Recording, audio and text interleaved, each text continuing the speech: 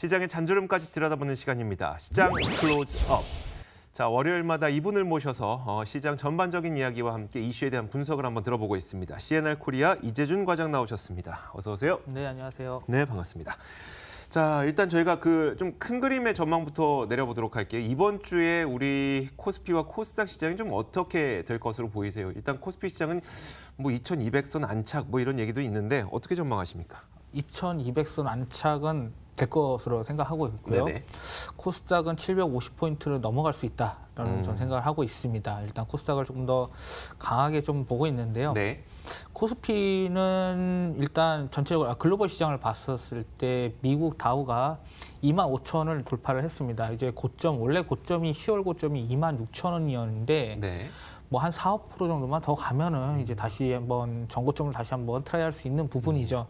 근데 그만큼 미국 시장이 상대적으로 우리나라 증시에 비해서는 강하게 움직이고 있습니다. 그러니까 네. 우리나라가 이제 좀 이렇게 하면서 좀 키 맞추기 장세를 간다고 보고 있는데, 다만 최근에 이벤트를 봤었을 때는 코스닥 쪽이 이벤트가 더 많다고 보고 있기 때문에 상대적인 강도에 있어서는 코스닥이 상대적인 수익률을 좀 더 아웃퍼폼 할 수 있다. 다만 이 업종, 이 지수별도 순환매가 갈 수 있기 때문에 코스닥도 한 750% 이상 가면은 뭐 더 차익 시전이 나올 수 있지 않을까라고 좀 보고 있습니다. 자, 코스닥 시장이 올라가는 것이 왜 올라갈 것인가, 그에 대한 근거로 나오는 이야기들을 한번 짚어보도록 할게요.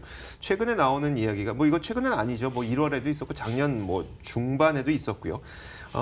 연기금이 코스닥 시장에 대해서 차익 거래를 하는 것에 세금 면제를 해주겠다. 이게 뭐 역사적으로 봤을 때 이거 면제를 해줬을 때 실제로 유동성 효과가 있었다는 그런 뭐 근거를 많이 들더라고요. 그렇게 된다면 그 코스닥 시장으로의 거래 대금이 크게 올라가게 되면서 코스닥 시장은 또 이제 거래 대금 늘어나게 되면 주가 상승으로 연결될 수도 있으니까요. 그렇게 될까요? 네, 저는 일단 그렇게 된다고 생각을 하는데, 수급적인 부분이죠. 지금 네. 말씀드린 건 거의 다 수급적인 부분인데, 수급이 붙으려면 당연히 이벤트 이슈나 어떤 밸류에이션적인 매력, 이런 여러 가지가 그렇죠. 또 복합적으로 작용이 돼야 합니다. 네. 다만 제가 코스닥의 수급을 좀 갈 수 있다라는 생각을 하고 있는 이유는, 제약바이오 1위부터 152 안에 속해 있는 업종 중에 대부분이 제약바이오입니다. 그렇죠. 제약바이오의 이슈가 있는 부분들이 지금은 많이 있기 때문에, 네. 그리고 라이센스 아웃이나 그리고 기술 수출, 라이센스 기술 수출, 그리고 아마케 등 3월 달에 있을 만한 또 이벤트들이 있기 때문에 제가 봤을 때는 이 달리는 말에 수급까지 같이 편승을 한 부분이다. 네. 라고 생각을 하고 있고요. 그래서 제가 앞서 말씀드렸던 750포인트 이상도 더 보고 있는 이유가 뭐냐면은, 뭐 코스피 지수 대비했을 때에서 상대적으로 언더퍼폼을 한 부분들이 있습니다. 1월 수익률을 봤었을 때는 코스피가 훨씬 더 아웃퍼폼을 했죠.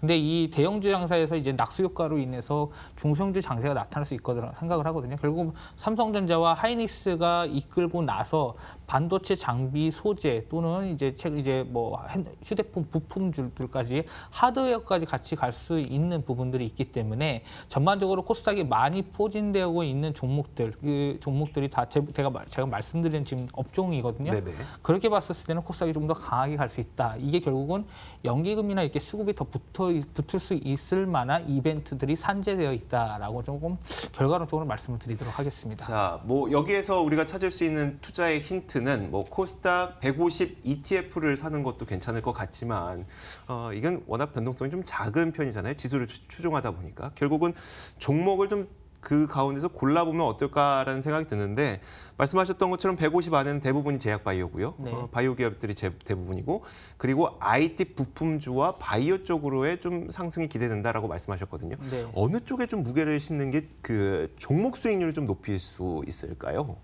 저는 바이오라고 생각을 바이오 하고 쪽이요? 있고요. 네. 예.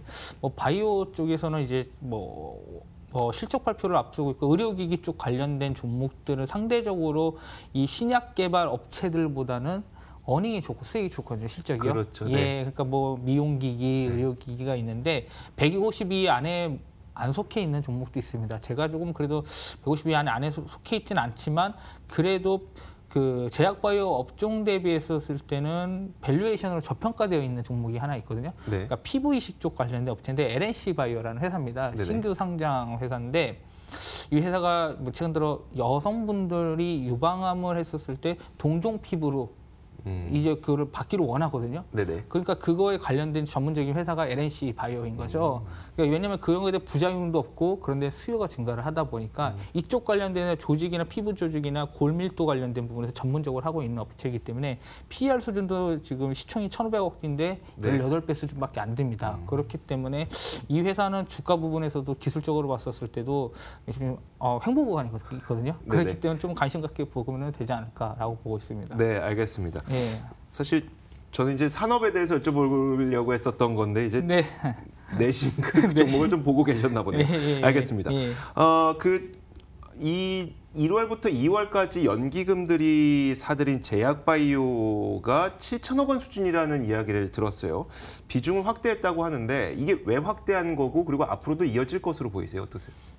비중 확대를 한 거는 아무래도 코스닥 지수를 이끌거나 아무래도 그 지수 올리려면은 ETF나 이런 전반적 바스켓으로 좀 편입을 네네. 해야 하기 때문에 코스닥의 수급이 같다고 생각을 하고 있고요.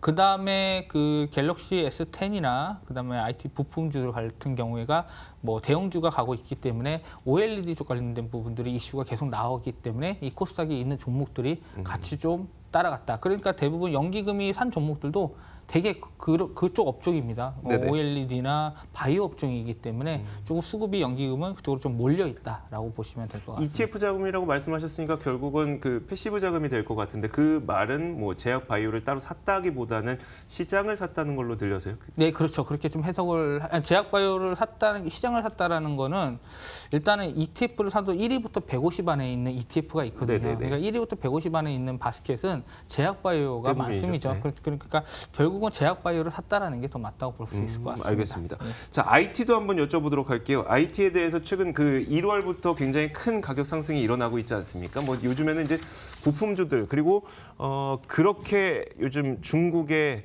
디스플레이 업체들 때문에 힘들어하고 있다는 국내 디스플레이 업체들까지도 그래도 좀 주가가 반등이 나타나고 있는데 이거 그 외국인들이 계속 매력적으로 느끼는 요즘의 이유는 무엇이라고 생각하시고 또 앞으로 어느 정도 이어질 것으로 보이세요?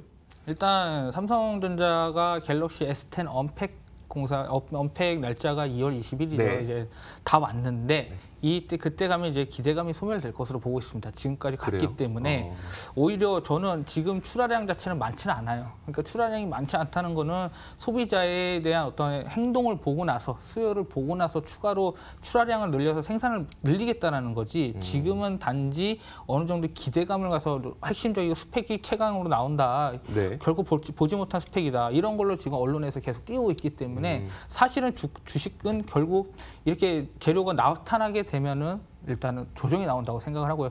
이게 실질적으로 실적과 연결되기까지는 다소 시간이 또 걸리겠죠. 그렇겠죠. 예, 네. 그렇기 때문에 이거 조금 이제 주의할 때가 되지 않았나라고 생각을 하고 있고요. 다만 지금 그래도 갤럭시 S10 이제 공개했었을 때 그 카메라 모듈, 즉 카메라 렌즈가 6개까지 이제 장착이 될 걸로 보고 있는데 많이 들어가네요. 예, 그게 왜 이렇게 들어가냐 이유는 뭐냐면은 결국 우리 스마트카, 스마트홈, VR 등 이 4차 산업에 이 스마트폰과 IoT, 사물 인터넷 연결을 해가지고 네. 할 수 있는 구동 체계를 만들기 위한 하나의 이제 시나리오라고 볼 수 있을 것 같습니다. 그 게임 업체들도 지금 이 폴더블에 맞는 이제 게임을 개발하거든요. 한쪽에서는 어떤 화면이 나오고 한쪽에서는 또 다른 화면이 나오면서 네네. 이 멀티플레이어 구동이 될 수 있는 부분이 결국 삼성전자가 이렇게 가고 결국 5G는 지속적으로 간다고 생각을 하거든요. 그렇다면 생활 데이터나 처리 속도가 굉장히 중요하기 때문에 결국은 2020년대에 5G가 완전하게 구축이 되고 상용화가 됐다면은 교체 수요가 분명히 발생할 겁니다. 근데 교체 수요가